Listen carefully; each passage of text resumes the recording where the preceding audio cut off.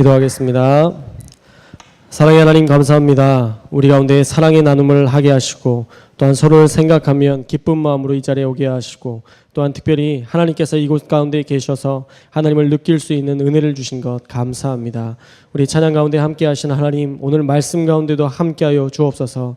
그 하나님과 더불어 귀한 말씀을 우리의 가슴 가운데 품게 하시고 그 말씀으로 하루하루 살아 하나님 다음 주에 왔을 때에 완전함을 이루어 돌아올 수 있는 귀한 청년들 될 수 있도록 함께하여 주옵소서. 성령이 일하여 주시기를 소망하며 거룩하신 예수님의 이름으로 간절히 기도드렸습니다. 아멘. 할렐루야. 한 주간 평안하셨나요? 할렐루야. 여러분들을 매번 볼 때마다 느끼는 거지만 새롭습니다. 저번 주에 봤는데 안 본 것 같고 이 새로움 어떻게 해야 될지 모르겠는데 어쨌든 너무 감사하고요. 너무 행복합니다. 저번 주 화요일이었나요? 제 문자 받으셨나요? 못 받으신 분들도 있고 받으신 분들도 있으리라 믿습니다. 못 받으신 분들은 우리 전사님들께 꼭 얘기를 해주세요. 아직 저희 그 문자 천국 프로그램 안에 들어가지 않은 상태이니까 이야기해 주시면 제가 여러분들을 생각하면서 기도하면서 문자를 보낼 때가 있을 거예요. 그런 문자들을 여러분들이 받으시면 돼요. 그리고 다시 단문을 하시고 교제할 수 있는 하나의 루트가 되니까 여러분들이 말씀을 받으셨으면 좋겠고, 별거 아닌데 그 문자를 한번 단체 문자를 보냈는데 한 청년이 저에게 이렇게 답장이 왔습니다. 이게 무슨 얘기를 하고 나서, 근데 목사님 진짜 감동이에요. 저희를 위해 노력하는 모습이 진짜 너무 대박. 말씀 감사해요. 항상 감사합니다. 저한테 이 답문을 보냈더라고요. 목사로서 가장 행복한 건 뭐냐면요, 내 양들이 행복해하는 거. 별거 아닌데 내 양들이 그걸 가지고 기뻐하는 걸 보면 너무 행복해요. 그래서 제가 바로 답문을 보냈습니다. 겨우 이 정도로 감동하다니 크크. 기대 이상의 사랑을 보게 될 게다. 잊지 못할 목자가 되어주마. 이렇게 답문을 보냈습니다. 할렐루야. 제 사랑을 의심하는 분이 간혹 있는데요, 너무 잘해줘서 불안하다는 분의 간증도 어제 화장실에서 들었습니다. 어제 제가 화장실에서 큰일을 행하고 있는데 어떤 분이 지나가면서 시영 목사님 너무 잘해줘서 불안해 이러면서 되게 불안해 하시더라고요. 그럴 필요 없습니다. 한 달이면요 실체가 이미 다 드러났을 때입니다. 여러분들이 느끼는 그 저의 모습이 바로 그 모습입니다. 흔들리지 않으려고 노력할 거고 또 여러분들을 위해서 계속적으로 기도하고 있습니다. 여러분 한 주간 살면서 목사님이 여러분들을 위해서 기도하는 느낌이 드나요? 더 기도하겠습니다. 정말 여러분들을 위해서 계속 기도하고 함께 할 테니까 여러분들의 마음을 조금만 더 여시고 좀 많이 찾아오시고 또 기도 제목이 있으면 언제든지 문자를 보내주세요. 여러분들이 문자 보내면 목사님 힘드신데 이런 것까지, 그거 보는 거 얼마 안 걸려요. 그거 본 다음에 그걸 놓고 잠시라도 기도하는 시간 얼마 걸리지 않아요. 괜히 그런 것까지 저를 배려하지 마시고 마음껏 여러분의 삶 속에 어려운 것들, 힘든 것들이 있으면 문자를 보내주시고 제가 또 그것들을 기도로 여러분들을 섬길 수 있도록 여러분들이 저를 도와주셨으면 좋겠습니다. 절대 의심하지 말고 저와 함께 이 주님을 찾는 여행에 동참하시기를 축복합니다. 제가 그 여행의 믿음의 가이드가 되어서 제가 만난 하나님을 더 생생하게 증언해드리고 또 여러분의 믿음이 자라도록 돕겠습니다.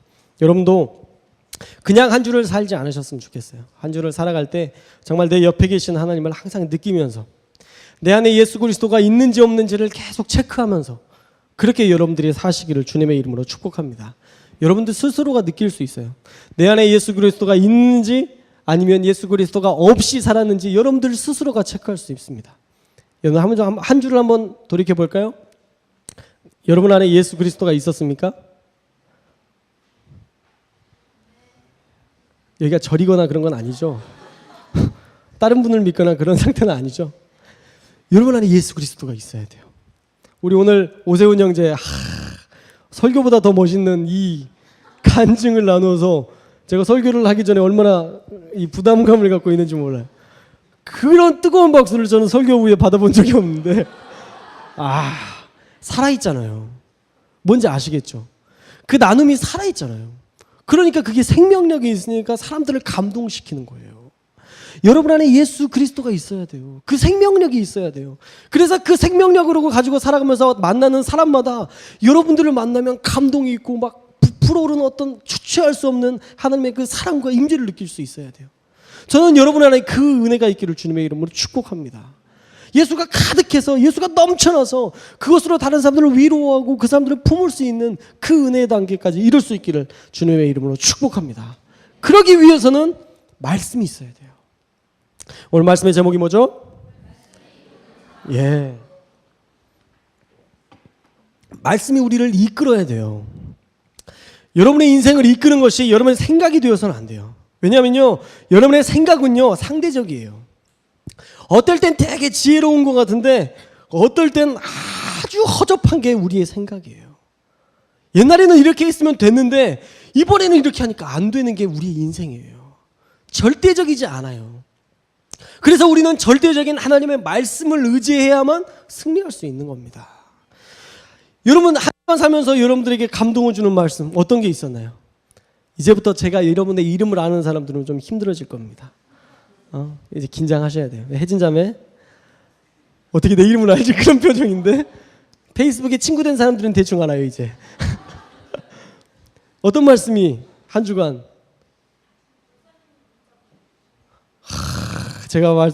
제가 보내준 문자 뭐였죠? 왜였나요? 좋아요. 어떻든 그 말씀이 있잖아요. 말씀이 있잖아요. 그걸로 사는 거예요. 한 주간 나에게 주셨던 그 말씀이 다음부터는 이제는 안 시켜요. 한 번 시키면 안 시키니까요. 이제 걱정하지 않으셔도 돼요. 그 말씀이 나를 이끌어야 돼요. 제가 예전에 2005년 때쯤 사역을 하면서 사역이 참 힘들다라고 생각했던 적이 있습니다. 제가 담당하고 있던 것들이 몇 가지가 있었는데 첫째는 청년부 사역이었어요. 교회에서 청년부를 맡아서 사역을 하는데 이 청년부 첫 사역이라 그런지 되게 힘들더라고요. 이 다양한 부류의 사람들을 좀 특이한 부류의 사람들을 좀 만났던 기억이 있어요. 참 힘들었던 기억이 있습니다. 이 말씀을 나누면 그 말씀을 가지고 은혜를 받고 이제 그 말씀으로 어떻게 살아야 될까 고민해야 되잖아요. 그런데 그 말씀을 주었더니 이 말씀이 맞는지 안 맞는지 한번 검증해 보자고 계속 토론을 요청하는 거예요. 청년들이. 말씀을 가지고 토론하는 게 맞나요? 아니에요. 왜 말씀을 가지고 토론을 해요? 어떻게 살지 고민을 해야지. 나에게 주신 말씀을 가지고 이제 내가 어떻게 살아낼까를 고민해야 되지. 이 말이 맞는지 틀리는지 계속 말싸움에서 무슨 이득이 있겠어요. 그걸로 참 힘들었었습니다. 또 하나는 제가 학교에서 기숙사 새벽 찬양팀 1기예요. 서울신대 새벽 찬양팀 1기 98년도에 처음 만들었던 1기인데 애들이 이제 후배들이 찬양 인도를 하는데 너무 이렇게 이 안에 생명력 없이 어떤 준비됨 없이 쌩얼만데도 감사한 얼굴로 이렇게 나와서 새벽 찬양팀이면 그래서 좀 씻고 머리도 뭐 감고 좀 바로 해야 되잖아요. 그 태초의 그 모습 그대로 이렇게 쭉 서가지고 너무 받아들이기 힘들더라고요. 그래서 안 되겠다. 누군가가 선배가 있어서 끌어줄 사람이 없어서 그런 것 같다. 그래서 제가 그때 거기에 들어갔어요. 그래서 나는 예전에 했기 때문에 또 리더를 하거나 그러지 않을 거니까 그냥 섬기는 자리에 있을 거니까 나는 신경 쓰지 말고 우리 같이 찬양하자. 난 싱어로 쓰겠다. 그래서 싱어로 처음에 섰는데 어쩔 수 없잖아요. 리더라는 그게 흘러가잖아요.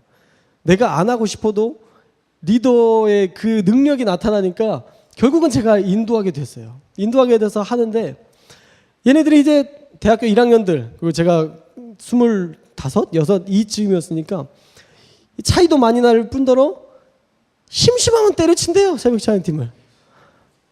오빠 못하겠어요. 왜? 뭐가 그렇게 해서 못하겠어요. 그래?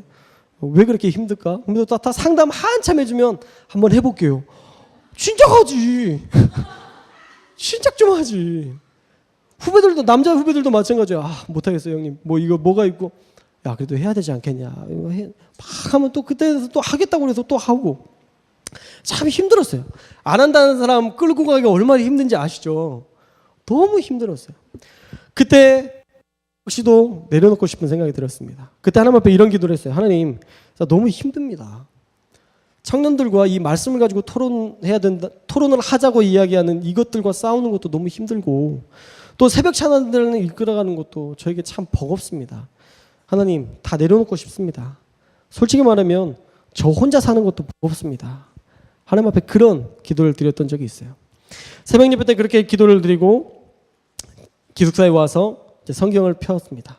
그리고 성경을 펴서 읽기 시작했어요.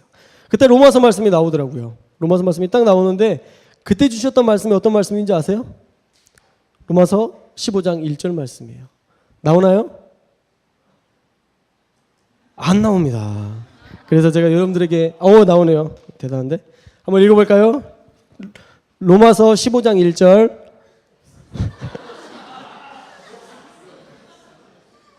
뭐 제가 잘못했나요?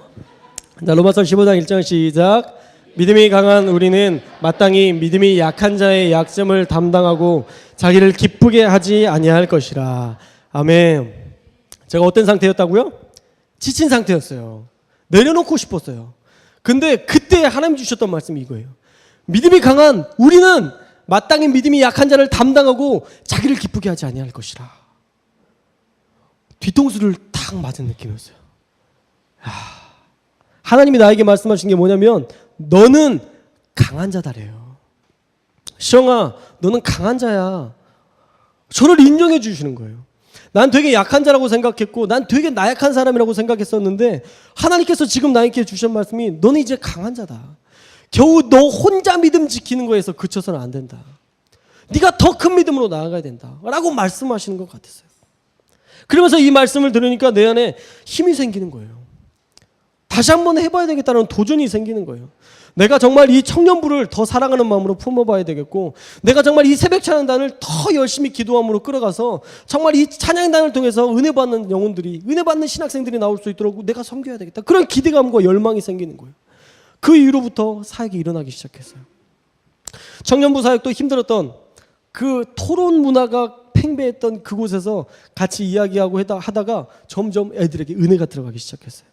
은혜가 들어가니까 토론을 하고자 하고 얘기하질 않더라고요. 그냥 말씀 그 자체로 은혜를 받더라고요. 새벽 찬양단 너무 행복하게 살겠습니다. 새벽 찬양단은요, 새벽에 10분을 위해서 준비하는 팀이에요. 그 전날 1시간을 연습해요. 10시부터 11시까지 빈 강의실에서 찬양하고 예배하고 기도하고 벽을 보면서 하나님 앞에 찬양하고 이렇게 1시간을 그렇게 준비해서 겨우 10분 썼던 그 찬양팀이에요. 근데 하나님께서 역사를 불러주시니까 부어 넣어주시니까 계속 소문이 들려요. 요즘 새벽 찬양단의 찬양이 너무 좋다. 너무 은혜롭다. 너무 행복하다. 태초의 모습이 사라졌다. 막 이 감격적인 증언들이 나타나더라고요. 사랑하는 여러분, 말씀이 우리 안에 있어야 됩니다.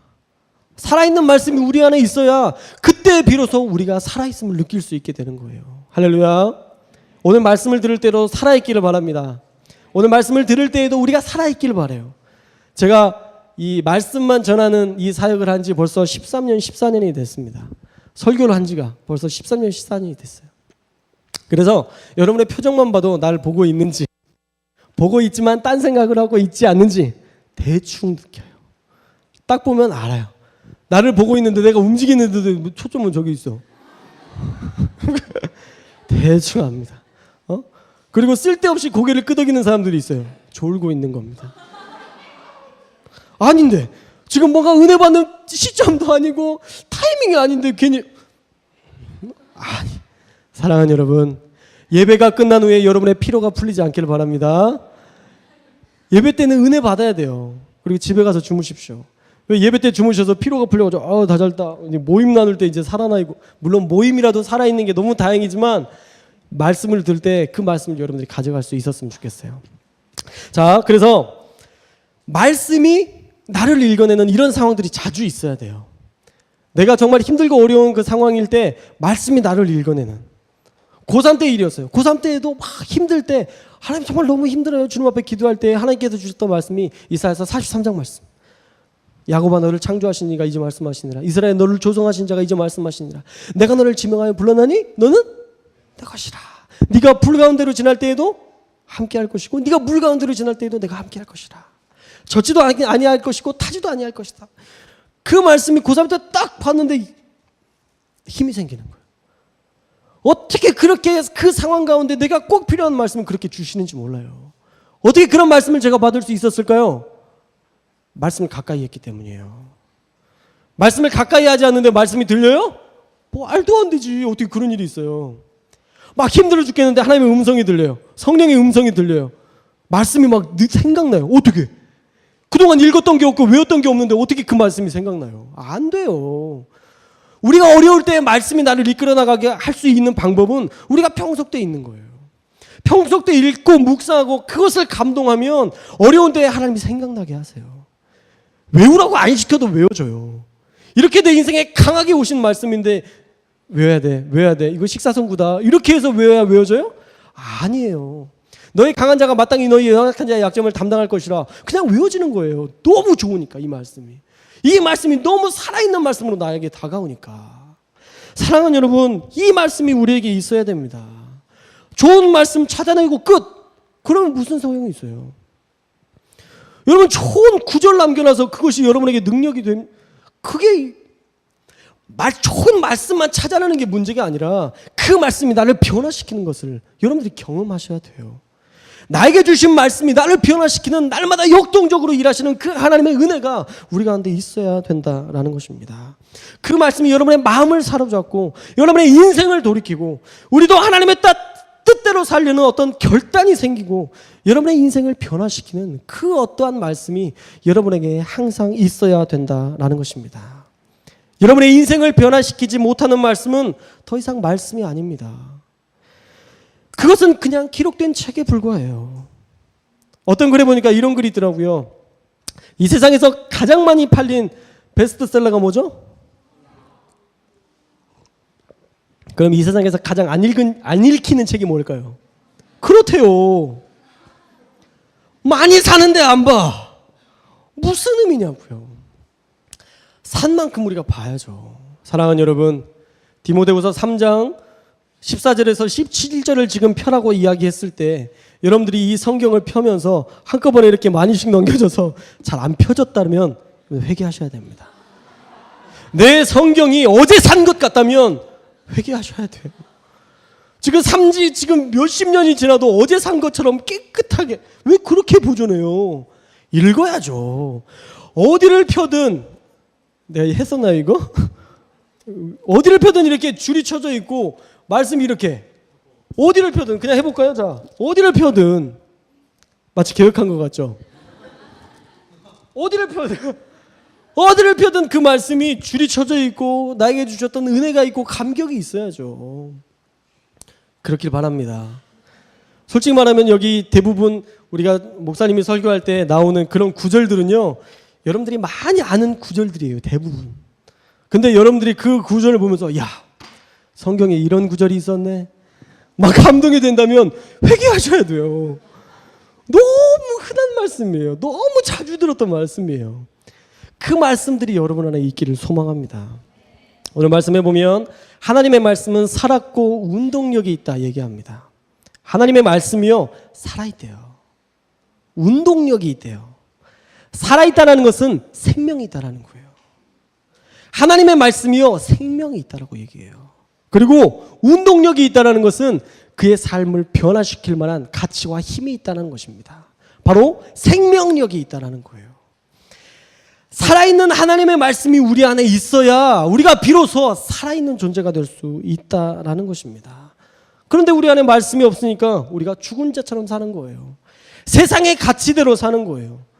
다른 사람이 나를 열받게 하면 그대로 그 사람들을 열받게 해주고 싶어서 그런 것들을 계획하는 그 세상의 가치와 풍조를 따라가는 그 모습이 말씀이 없기 때문이에요. 말씀이 여러분 안에 있으면 달라집니다. 여러분의 인생이 바뀝니다. 여러분의 생각 구조가 바뀌어요. 오른뺨을 댈 때 어떻게 왼뺨을 대요? 말씀이 있으니까 되는 거예요. 말씀이 우리 안에 있으면 그게 가능해요. 말씀이 없으니까 오른뺨을 때면 야 보복이 되는 거예요. 한 대 때렸는데 두 대로 보복하고 싶은 이 악한 본성이 막 살아나는 거예요. 뭐가 없으니까? 말씀이 없으니까. 말씀에 있는 그 생명력이 우리 안에 없으니까. 우리 안에 말씀이 없기 때문에 우리가 죽은 자처럼 살고 세상의 가치대로 살아가는 겁니다. 사랑하는 여러분, 말씀을 읽을 수 있기를 주님의 이름으로 축복합니다. 그래야 여러분의 인생이 바뀌게 될 것입니다. 매일매일 말씀과 씨름해야 우리의 인생은 변화를 경험하게 되어 있습니다. 또한 특별히 여러분이 말씀을 배울 수 있기를 바라요. 말씀대로 살려고 몸부림쳐야 됩니다. 예전에 한 청년에게 야, 너 교회 좀 잘 좀 나와라. 왜 이렇게 요즘 교회를 안 나오냐. 맨날 축구만 하고. 야, 성경에 보면 네 믿음에 차든지 덥든지 하라고 얘기를 했다. 제발 좀 교회 나와라. 그랬더니 그 친구가 교회도 잘 안 나오는데 그 친구가 저에게 하는 말이 무슨 그게 차갑든지 덥든지 그런 얘기네요. 발로 이렇게 차든지 덥든지 하라는 그런 내용이래요. 그 청년이 아주 제가 정중하게 이야기했습니다. 어디 가서 담당 교육자가 한시영이라고 절대 말하지 말아달라고 제가 간곡히 부탁했어요. 말씀이 없으니까 아주 자기가 생각하는 대로 그냥 듣는 거예요. 내가 어려울 때 좋은 말씀 들으면 무조건 하나님이 도와주실 거라고 믿어요. 도와주셔야만 된대요. 하나님이 나 사랑하신다고 하셨대요. 그동안 그렇게 하나님과 동행하지 않았으면서 필요할 때만 하나님의 말씀을 들어서 하나님을 이용하려는 그런 모습이 우리에게 있다는 것입니다. 성경을 정확히 알고 그 의미를 알고 살아야 됩니다. 성경이 말하는 그 의미가 무엇인지 분명히 우리가 분명히 알고 실천해야 됩니다. 올해 주신 여러분의 말씀이 있을 거예요. 그렇죠? 올해 여러분에게 주셨던 그 말씀의 의미를 아세요? 그게 어떤 의미인지 아세요?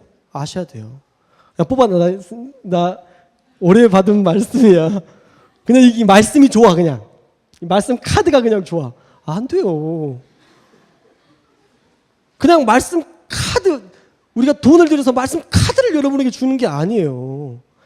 하나님께서 올해 나에게 주시고 계획하시는 바를 말씀해 주시는 거예요.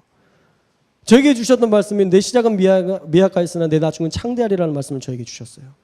제 시작과 제 지금의 모습을 보면 하나님께서 정말 창대하게 하셨다는 생각이 들어요. 저를 정말 크게 세우시고 저를 사용하신다는 그 느낌이 들어요. 어떤 의미인지 알아야 됩니다. 잊어버려서 뭔지 모르신다고요? 올해 나에게 주셨던 말씀을 잊어버렸다고요? 사랑하는 여러분, 외우십시오. 그 자리에서 외우시면 됩니다. 그래서 그 말씀을 좀 여러분들에게 붙잡고 올 연말이 되면 하나님이 정말 나에게 원하셨던 바가 무엇이었는지, 그 말씀을 통해서 나에게 깨닫게 하고 싶어 하셨던 말씀이 무엇인지 여러분들 스스로가 좀 알아야 된다라는 것입니다. 오늘 본문에도 보면 성경은 14절에 너는 배우고 확실한 일에 거하라 라고 말씀하고 있습니다. 우리가 말씀을 배워야 돼요. 이 예배 자리가 왜 귀한지 아세요? 여러분들이 이해하지 못했던 그 말씀을 오늘 배우는 자리이기 때문입니다. 말씀의 진정한 의미를 깨닫는 자리이기 때문에 이 예배의 자리가 귀한 자리인 거예요. 여러분들이 말씀을 귀 기울여 들으면서 또 들은 말씀을 기억하면서 사시기를 바랍니다.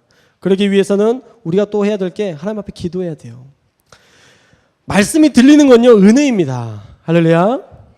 여러분 말씀을 들을 때에 정말 좋은 말씀이다. 정말 은혜가 되고 막 행복하고 그게 그냥 이루어지는 게 아니에요. 여러분들도 몸부림치셔야 돼요. 여기에 옥하는 목사님이 와서 설교를 해도 못 들을 사람은 못 들어요. 여기에 정말 이찬수 목사님이 정말 웃기고 막 좋은 말씀을 하고 아무리 귀한 말씀을 해도요, 못 듣는 자들은 못 들어요. 제목도 못 가져가는 사람들이 있어요. 그래서는 안 됩니다. 모든 말씀을 통해서 여러분들이 은혜 받을 수 있기를 축복합니다. 어떤 스피커에 의해서 말씀이 좌우되는 것이 아니라 어떤 스피커든 어떤 설교자들은 그 사람을 통해서 모든 것이 나에게 주시는 은혜로 다가올 수 있어야 돼요. 그런 노력이 있어야 됩니다. 저 역시도 많은 노력을 해서 이 자리까지 선 거예요. 저는 신학생이었기 때문에 말씀을 들으면서 판단할 일이 정말 많았어요. 정말 좋은 설교를 많이 들었거든요. 옥하는 목사님, 김동호 목사님, 이 시대에 좀 내노라하는 모든 설교자들을 학교 서울신대에서 계속 체포 시간에 들을 수 있기 때문에 어설픈 설교를 들으면 저도 판단했었어요. 그러다 어느 순간 제가 깨달았던 게 말씀을 이렇게 판단해서 해야 될까? 나에게 주시는 말씀인데 내가 여기서는 적용을 이렇게 해야 되고 저기는 저렇게 해야 되고 예화가 이게 안 맞고 그게 무슨 의미가 있냐고요. 정말 필요한 건 나에게 주시는 말씀이거든요. 그 설교자가 주시고자 하는 하나님의 메시지, 하나님의 음성, 그리고 내가 듣는 하나님의 나에게 주시는 그 음성, 이것이 딱 맞아서 들어야 되는데 그건 안 듣고 딴 것만 보는 거예요. 설교자의 자세가 별로라는 둥, 왜 쓸데없는 거에 관심 갖지 말고 우리가 정말 나에게 주시는 메시지를 받아내야 돼요. 그리고 그 말씀을 가지고 살아가야 됩니다. 우리의 의지로는 못 깨닫는다는 것을 여러분들이 아셔야 돼요. 그래서 기도하셔야 됩니다. 저 역시도 계속 기도했어요. 하나님 저에게 은혜를 주십시오. 제가 모든 삶의 자리에서, 모든 예배의 자리에서 은혜 받기를 소망합니다. 하나님 앞에 계속적으로 그렇게 기도했어요. 그랬더니 하나님께서 주셨던 이 은혜가 저에게 미치기 시작했어요. 요즘 어떠한 설교를 들어도 너무 감동이 됩니다. 우리 사랑하는 윤학기 담임 목사님, 정말 그 말씀을 통해서 새벽 예배 때 정말 감동이 되고요. 여러분들 정말 감사하셔야 돼요. 이렇게 좋은 교회에 있다는 거 여러분 정말 감사하셔야 됩니다. 이런 좋은 설교를 들을 수 있다는 거 여러분들 정말 감사하셔야 돼요. 저도 더 노력하고 더 애써야 되겠지만 담임 목사님께서 정말 귀한 말씀으로 준비하시고 먹여주시는 그 말씀 하나하나가 얼마나 정말 사랑으로 그렇게 준비하고 있는지 그런 것들을 감사하셔야 돼요. 여러분들 역시도 좋은 목사님을 만난 걸 감사하셔야 됩니다. 할렐루야. 엎드려 절받기인데 전 설교를 준비하면서 한 번도 그 전에 썼던 걸 다 사용하지 않아요. 지금 14년간 설교를 했지만 똑같은 설교를 그 원고 그대로 들고 와서 해본 적 한 번도 없습니다. 왜냐하면 우리 청년들에게 따뜻한 밥을 먹이고 싶어서요. 이번 주에 준비한 따끈따끈한 밥을 물론 가끔 너무 급하게 만들 때도 있어요. 너무 시간이 바쁘고 너무 힘들어서 그럴 때도 있지만 최소한 그 주에 나에게 주시는 하나님의 말씀대로 하나님께서 주신 그 주제대로 그렇게 준비하려고 저 역시도 몸부림칩니다. 쉬워요. 예전에 있던 걸 제가 안 모아넣어서 그냥 다시 만드는 게 아니에요. 저도 다 모아놨어요. 그래서 언제든 그것만 딱 뽑아내면 자 얼마든지 제 14년 설교 경력으로 얼마든지 이것을 잘 요리해서 그 자리에서 즉석으로 만들 수 있어요. 하지만 그러고 싶지 않아요. 우리 청년들에게 따뜻한 밥을 먹이고 싶어요. 영양가 있는 메시지를 주고 싶어요. 그래서 제 나름의 몸부림치는 것. 알아달라는 건 아니지만 모르지도 않았으면 좋겠어요. 사랑하는 여러분, 이 말씀의 자리에서 언제나 그 말씀을 듣고 깨달을 수 있기를 주님의 이름으로 축복합니다. 그러기 위해서 주님 앞에 기도함으로 항상 예배할 때 여러분들이 저를 위해서 중보하면서 기도를 하시면서 말씀을 들어야 돼요. 그러면 달라질 겁니다. 여러분들이 듣는 메시지나 여러분들이 깨닫는 메시지가 달라질 거예요. 저 역시도 여러분들을 위해서 중보하는 마음으로 말씀을 준비할 때 함께 준비하기 때문에 이런 상호작용이 된다면 정말 귀한 말씀이 선포되어지고 그 말씀이 여러분들 가운데 적용되어지는 놀라운 역사가 있게 될 줄로 믿습니다. 또 하나 성경은 믿음으로 구원에 이르는 지혜를 준다 이야기하고 있습니다. 오늘 성경에도 보면 15절인가요? 16절인가요? 말씀에 보면 믿음으로 구원에 이르는 지혜를 성경을 통해서 우리가 얻을 수 있다라고 얘기할 수 있습니다. 이 구원에는요 두 가지 구원이 있습니다. 여러분의 인생 가운데 구원은 두 가지가 있어요. 하나는요 작은 구원입니다. 작은 구원은 뭐냐면 여러분의 인생 가운데 생기는 문제들, 어려움들, 괴로운 것들, 그것들을 하나님 앞에 기도하기도 하지만 말씀을 통해서 응답받고 그 말씀으로 우리가 그것들을 뛰어넘어 봐야 돼요. 그것이 바로 작은 구원입니다. 큰 구원은 뭘까요? 성경 안에 있는 영원한 생명을 주시는 그 구원입니다. 하나님께서 우리에게 영원한 생명을 주시는 그 구원을 날마다 기대하고 경험할 수 있어야 돼요. 제가 예전에 성가대에서 이 종이로 해가지고 옛날에는 플랜카드가 비쌌었으니까 종이로 해가지고 이렇게 딱 아시죠? 커튼 같은 그런 휴장막에 종이로 붙여가지고 무슨 뭐 크리스마스 뭐 이렇게 해서 이렇게 큰 걸로 해서 그냥 붙이는 그런 것들 하잖아요. 여러분들은 잘 사셨나요? 우리는 어려워서 거기를 막 붙이고 막 이렇게 꿰고 그랬었는데 제가 그 성가대에서 뭔가를 밟고 붙이다가 떨어졌어요. 이게 깨졌어요. 그러니까 찬송가 놓는 그 받침대가 제 무게를 못 이겨서 깨졌어요. 그러면서 밑에가 대리석 바닥이었는데 거기로 등으로 떨어지고 있는 상태였어요. 딱 떨어지는데 참 신기한 게 어떤 사건들 또 위험에 처하면 그 시간이 되게 길게 느껴져요. 되게 신기하더라고요. 되게 길게 느껴지면서 하나님 이대로 떨어지면 죽어요. 막 이러면서 하나님 도와주세요. 하나님 나 지켜주신다고 했어요. 도와주세요. 그래서 딱 떨어졌는데 진짜 아무데도 다치질 않았어요. 그냥 누가 이렇게 쭉 내려놓고 눕혀놓은 그런 느낌이었어요. 그래서 하나도 안 다쳤어요. 파스도 안 붙였고요. 제가 파스 붙이기 대장이거든요. 파스도 안 붙이고 너무 편안하게. 너무 감사했어요. 그 짧은 시간 하나님 앞에 기도하고 하나님께서 나를 지켜주신다는 그 말씀을 의지해서 나아가니까 하나님께서 그렇게 보호하시더라고요. 이게 바로 우리가 누릴 수 있는 작은 구원들입니다. 큰 구원은요 우리 안에 영생에 대한 확신이 있는 거예요. 여러분 죽으면 죽은 이후의 삶이 있을까요? 죽음 이후의 삶이 있다고 생각하세요? 진짜요? 있어요. 제가 없으면 여기 안 서 있어요. 이 세상에 이것밖에 없는데 내가 왜 목사라는 이 어려운 직분을 택해요? 모범이 돼야 되고 거룩하게 살아야 되고 정말 아낌없이 저도 상처받을 때가 한두 번이 아닌 그런 이 목회 사역을 내가 왜 하냐고요. 이 세상이 여기서 끝이라면 전 안 해요. 근데 제가 목사라는 직분을 감당하기로 작정하고 연구하고 기도하다 보니까 너무 분명해져요. 죽음 이후에 또 다른 삶이 반드시 존재합니다. 죽으면 끝이 아니에요. 제가 어떤 목사님 설교를 통해서 정말 은혜를 받았던 말씀이 있는데 여러분들 뱃속에서 10개월 동안 잘 자라면 건강하게 자라면 80평생이 건강합니다. 아시죠?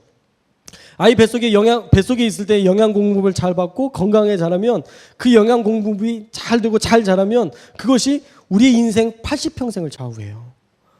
그때 잘 먹으면 건강해요. 80평생이. 우리의 80평생이 어떻게 사느냐에 따라서 우리의 영생이 결정되는 겁니다. 10달이 8개월을 책임지는 것, 80년을 책임지는 것처럼 80년이 영원을 책임지는 거예요.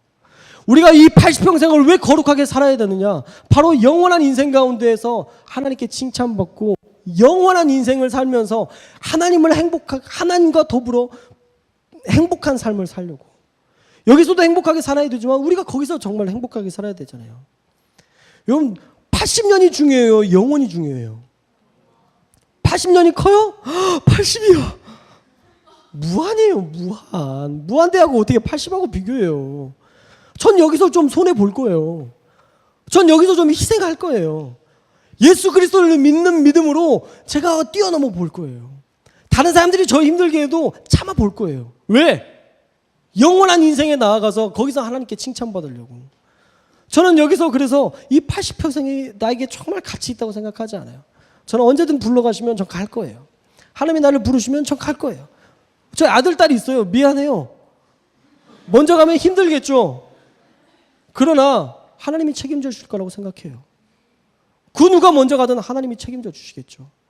그래서 저는 그런 기도는 하고 있습니다. 빨리 데려가라고 기도는 하진 아직 않는데 하나님 때가 되면 언제든 저를 불러주셔서 저를 데려가십시오. 하지만 사명이 남아있을 때는 하나님 저를 부르시지 마십시오. 제가 목숨 걸고 사역하겠습니다. 이렇게 기도해요. 여러분들도 그런 기도를 하십시오. 사명이 있는 자는 죽지 않습니다. 사명이 있는데 하나님이 왜 데려가요? 사명이 없으니까 빈둥빈둥 놀고 있으니까 가자. 이렇게 데려가는 거예요. 사명이 있기를 주님의 이름으로 축복합니다. 물론 죽는 자가 모두 사명이 없어서 죽는 건 아니에요. 그 죽음이 그의 사명일 수도 있습니다. 그의 그 생명이 또 다른 미랄이 되어서 또 다른 생명을 낳게 하기 위해서 하나님께서 일하실 때도 있어요. 하나님께서 어떻게 우리의 생명을 주관하실지를 모릅니다. 그러나 하나님께서 그 생명을 어떻게 사용하시든 저는 달게 받을 거예요. 그 부르실 때에 만족함으로 나아갈 수 있었으면 좋겠어요. 하나님이 나를 부르시는 그날 행복함으로 나아갈 수 있었으면 좋겠어요. 주님이 나 부르셨어. 지금 내가 갈 때가 아닌데 내 삶이 지금 지금이 아닌데 그래서는 안 된다고요. 언제 부르셔도 떳떳하게 주님 부르셨어요. 저 잘 살았어요. 하나님 가시죠. 내가 주님을 데리고 천국에 들어갈 만큼 그런 떳떳함으로 행복감으로 살아야죠. 물론 우리 인생이 그렇게 살기는 어렵지만 최대한 노력하는 거예요. 최대한. 우리가 이 세상을 살면서 완벽한 거룩을 만들 수는 없어요. 그러나 최대한 거룩하게 살려고 몸부림치는 거예요. 옛날에 내가 미운 사람이 10명이었다면 한 명씩 줄여나가는 거예요. 5명으로, 4명으로, 3명으로, 1명으로 하나님 인간은 도저히 안 돼서 금식합니다. 이 영혼을 받아주옵소서. 그러면서 이 사람을 축복하면서 마지막 해보고 그래도 안 되면 기도하는 거예요. 어떻게 해서. 어떻게 해요? 기도는 해야죠. 안 할 수 없잖아요. 포기해요? 얘는 안 되겠다. 하나님 진짜 하나님도 포기한 인간이죠. 버려요? 하나님께서 포기한 사람이 없잖아요. 그래서 우리가 포기할 수 없는 거예요. 계속 기도하는 거예요. 그래서 이겨내 보는 거예요. 사랑하는 여러분, 말씀으로 여러분의 인생 가운데 모든 문제를 뛰어넘을 수 있기를 바랍니다. 여러분들 스스로는 할 수 없어요. 여러분들이 해보려고 하면 지칠 거예요. 그러나 하나님을 믿는 믿음으로 우리가 그것들을 이겨내야 되고 여러분의 삶 속에 작은 구원과 이 큰 구원을 이뤄낼 수 있어야 됩니다. 하나님이 분명히 살아계시고 천국이 분명한 믿음이 우리에게 있어야 된다라는 것입니다. 구원받는다라는 것은 단순히 믿는다고 되는 것이라고 여러분들이 많이 들었지만 맞아요. 믿으면 되는 겁니다. 그러나 행위가 동반되지 않는 믿음은 진정한 믿음이 될 수 없습니다. 여러분이 사랑하는 사람이 있어요. 정말 여러분들이 사랑하는 사람이 있습니다. 그런데 그 사람이 여러분들을 사랑하지만 결혼은 못 하겠대요. 내가 당신을 사랑해. 하지만 결혼은 안 되겠어. 사랑은 하는데 결혼은 하지 않겠답니다. 사랑하는데 결혼 안 할 이유가 있나요? 없잖아요. 내가 정말 사랑하면 더 같이 오래 같이 있고 싶을 거 아니에요. 그죠? 뭔가 딴 생각을 하거나 뭔가 딴 꿍꿍이가 있으니까 이 사람이 사랑하지만 떠날 거야. 이러지. 왜 사랑하는데 떠나요? 끝까지 같이 해야지. 공감되시나요? 사랑하면 그 사랑하는 것 때문에 우리의 행위가 동반돼요. 오라고 하지 않았는데 가고 싶다 그래서 오라고 하지도 않았는데 괜히 거기 앞에서 기다리고 선물 사고. 왜 여러분들 돈 쓰고 그러세요? 남인데? 잘 생각해 보세요. 남이에요. 언제 봤다고 사랑한대요. 근데 사랑이 되니까 안 아깝잖아요. 내가 주는 게 전혀 아깝지 않잖아요. 주면서 내가 너 지금 얼마 결제했다 적어놓으세요? 아니잖아요. 내가 사랑하니까 그냥 주고 싶잖아요. 주면서도 계산하지 않잖아요. 사랑에는요 행위가 동반되는 겁니다. 행위가 동반되지 않는 사랑은 사랑이 아닐 수 있어요. 그건 진정한 사랑이 되지 사랑은 되지 않습니다. 행위가 동반되지 않는 믿음 역시도 마찬가지예요. 더 이상 그 관계를 유지할 수 없습니다. 그것은 진정한 사랑의 관계가 되어지지 않아요. 믿음의 행위가 동반되지 않고서 진정한 믿음이라 인정받을 수 없습니다. 사랑하는 여러분, 막연하게 믿지 않기를 주님의 이름으로 축복합니다. 말씀은 언제든 기독교 백화점에 가면 살 수 있는 그런 책으로 여겨서는 안 돼요. 이 말씀이 살아 역사하시는 광경을 날마다 여러분의 삶 속에서 느껴야 됩니다. 저번 주 광고를 들으면서 깜짝 놀랐어요. 9월달 큐티책이 그렇게 많이 남았다고. 우리 전사님이 광고를 통해서 큐티책이 많이 남았다는 얘기를 들었어요. 큐티책은 남는 게 아니라 남기지 않아야 되는 겁니다.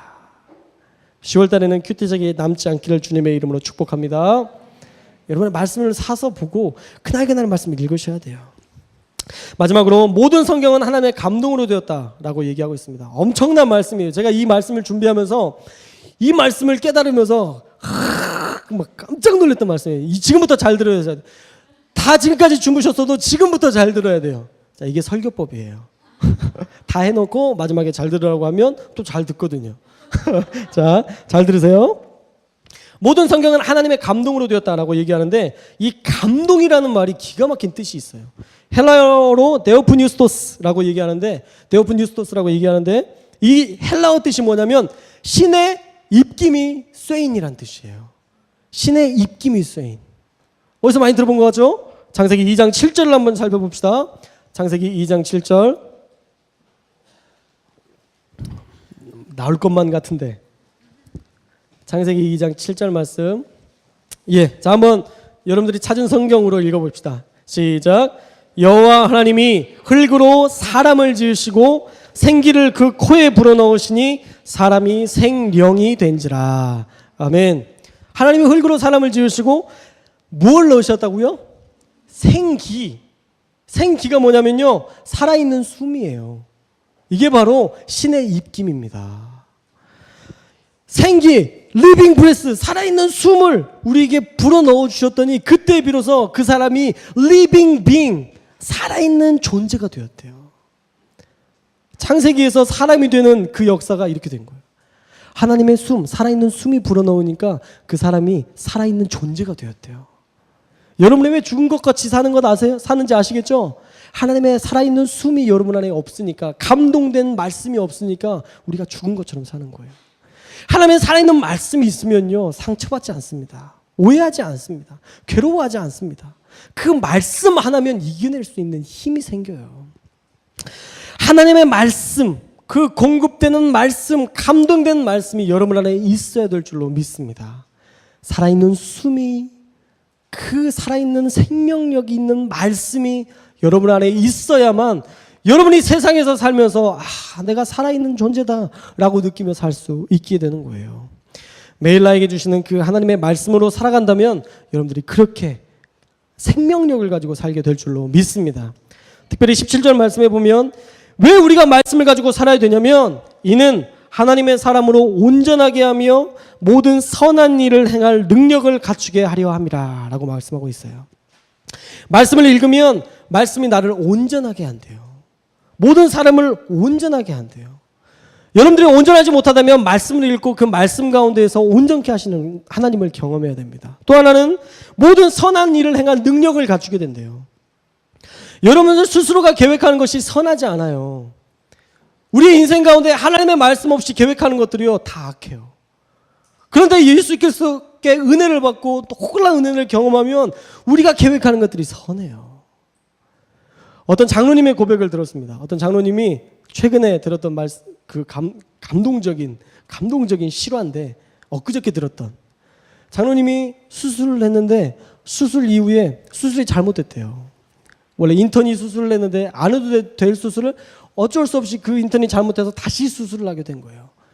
그래서 그 장로님의 마음속 가운데 내가 이 인턴을 이 잘못된 이것들을 내가 제대로 고쳐주리라 이런 다짐을 했었대요. 그래서 막 마음 가운데 미운 마음들 그렇잖아요. 여러분 별게 아니라고 생각이 되지만 안 해도 될 수술을 하면서 더 그 큰 고통을 자기가 겪어야 된다 그러면 되게 억울하지 않겠어요? 그 장로님도 억울하신 거예요. 너무 억울한 마음이 있었는데 그 수술을 하는 과정 가운데 하나님을 만났대요. 수술하는 과정 가운데 자기가 깨어 있는데 이렇게 막 수술을 집행하는 그 의사들도 보이고, 그러니까 영으로 봤는지 뭐 어떻게 봤는지 모르겠어요. 하여튼 그렇게 보이는데 한쪽 혀는 너무 크신 분이 있더래요.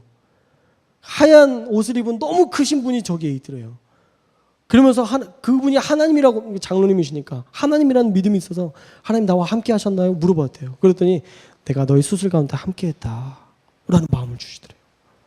그 마음을 주시니까 이 장로님이 마음이 녹아져 내리더래요. 아까 뭐라고 그랬죠? 그 인턴을 어떻게 한다고 그랬죠? 버르장머리를 고쳐주는, 내가 진짜 제대로 한번 내가 작사를 내리라 뭐 이런 마음을 가지고 그 인턴을 봤는데 하나님을 만나고 하나님께서 함께 했다는 그 말씀을 딱 듣고 나서 마음이 녹아져 내린 거예요. 인턴이랑 의사가 수술을 끝난 다음에 왔대요. 그래서 그 장로님은 누워 계시고 이렇게 보는데 인턴이 고개를 못 들더래요. 그래서 장로님이랑 이렇게 하다가 얼핏 이렇게 눈이 마주치는 때가 있었는데 장로님이 웃어주셨대요. 그랬더니 그 인턴이 마음이 풀리더래요. 장로님이 얘기하시기를 더 이상 그걸 가지고 왈가왈부할 필요가 없더래요. 너무 크신 하나님을 만나니까. 사랑하는 여러분, 말씀 가운데 계신 하나님을 만나면 우리 마음이 너그러워집니다. 품어라 품어라 품어라 품어라 계속 얘기하지 않아도 품어져요. 인생은, 믿음은요, 특별히 그리스도인으로 살아가는 것은요, 되어지는 겁니다. 여러분이 막 노력해서 내가 사랑해야지 사랑해야지 사랑해야지 사랑해야지 사랑해야지 이래서 사랑이 되는 게 아니에요. 그냥 하나님께서 은혜 주셔서 모든 사람들을 사랑할 수 있는 은혜를 확 주시면 사랑스러워지는 거예요. 갑자기 품게 되는 거예요. 여러분들이 스스로 노력해서 뭔가를 이루려고 하지 마십시오. 우리는 결국 하나님께서 주신 힘으로 뭔가를 이루어내는 사람들이에요. 그게 바로 그리스도인이고 그것이 바로 말씀을 통해서 변화되는 인생인 것입니다. 너무 많은 말씀들을 여러분들이 들었지만 한 가지만 기억하십시오. 말씀을 주중에 읽을 수 있기를 주님의 이름으로 축복합니다. 그리고 그 말씀이 여러분의 인생을 읽어내는 이 귀한 역사를 경험해야 돼요. 정말 많이 느껴요. 제가 말씀을 계속 통독하려고 쭉 읽잖아요. 그러면 내 인생을 읽어내세요. 오늘 10장 읽어야지 막 읽고 있으면 여기에서 지금 내가 생각하고 내가 죄 가운데 있었고 내가 지금 계획하고 있는 것들이 다 나와요. 너무 신기해요. 어떻게 2000년 전에 쓰여진, 4000년 전에 쓰여진 이 말씀이 내 삶을 읽어내냐고요. 이 말씀은 살아있는 신의 입김이 쓰인 감동의 말씀이기 때문이에요. 모두에게 너무 각자가 다른 상황이 있지만 모두에게 다 적용돼요. 그래서 여러분들이 여기 있잖아요. 상황이 다 다르고 배경이 다 다른데 여기서 은혜 받잖아요. 똑같은 이 하나의 말씀을 가지고 다 다르게 각자 은혜 받아서 또 다 각자 다르게 말씀으로 살아내잖아요. 말씀을 통해서 여러분들이 은혜 받고 그 말씀이 여러분의 인생을 바뀌어지게 하시는 귀한 역사를 날마다 누릴 수 있기를 주님의 이름으로 축복합니다. 말씀을 많이 읽기를 축복합니다. 말씀을 자세히 읽기를 축복합니다. 그 말씀이 여러분 안에 생명력이 되어질 수 있기를 주님의 이름으로 축복을 드립니다. 기도하겠습니다.